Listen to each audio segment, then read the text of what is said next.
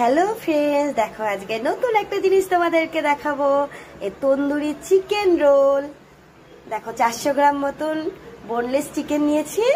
ভালো করে ওটাকে ধুয়েছি। ধুয়ে আদা 1 চামচ, মানে ছোট চামচের 1 চামচ আদা, রসুন, তারপরে ধনিয়া পাতা, পুদিনা পাতা, তারপরে ধনিয়া গুঁড়ো, হ্যাঁ, গরম মশলা, লঙ্কার গুঁড়ো, সব একটুখানি আবার দইও নিয়েছি। নিয়ে সবকিছু মিশিয়েছি ভালো করে, একটু লবণও দিয়ে নিয়েছি।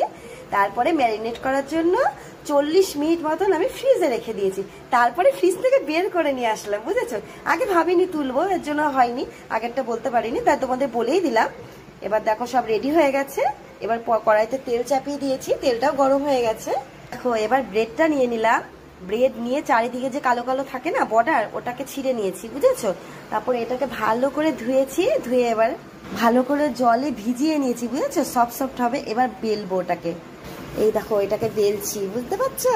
এই দেখো কত লম্বা হয়ে গেল, দেখেছো। কোনোদিন তো করিনি, ফার্স্ট টাইম।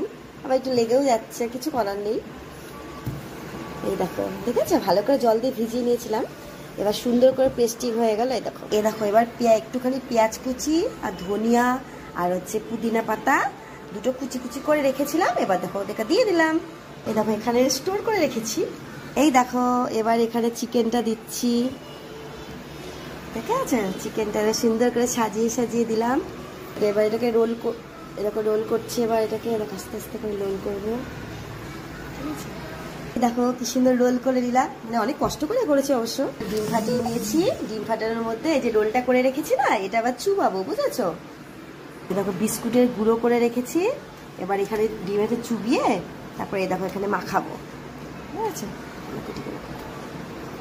দেখো ডিমে ভালো করে চুবিয়ে নিয়েছি। চুবিয়ে নিয়ে এবার এগুলোকে ভালো, এই দেখো এবার এটাকে ভালো করে বিস্কুটের গুঁড়ো মিশিয়ে নিয়েছি।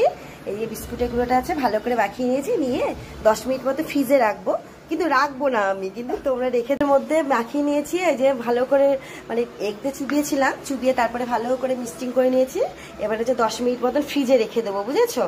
যে 10 মিনিট হয়ে গেল রাখা ফ্রিজে। এবার এটাতে তেলের মধ্যে ছেড়ে দেবো। এই দেখো তেলের মধ্যে দিয়ে নিয়েছি। এবার একটু ভালো করে ভাজুক। দেখো কি সুন্দর, এটা কিন্তু কি সুন্দর করেছি, দেখতে পাচ্ছ। এই দেখো আর এটা চলছে, একটু করে দেখে নি, নাহলে আবার লেগে টেগে যাবে তো। দেখো এটা লাল লাল করে ভাজতে হবে, বুঝেছো। একটু আঁচটা কম দিয়েছি একটু, না হলে তো একবারে ভেতরটা কাঁচা থাকবে। দেখো দেখতে পাচ্ছ, এই দেখো লাল লাল ভাজা হয়ে গেছে, দেখতে পাচ্ছ। এই দেখো প্রায় কমপ্লিটই হয়ে গেল। দেখো এবার তুমি চাটনির সাথে, সসের সাথে, যার সাথে ইচ্ছা খেতে পারো, বুঝেছো।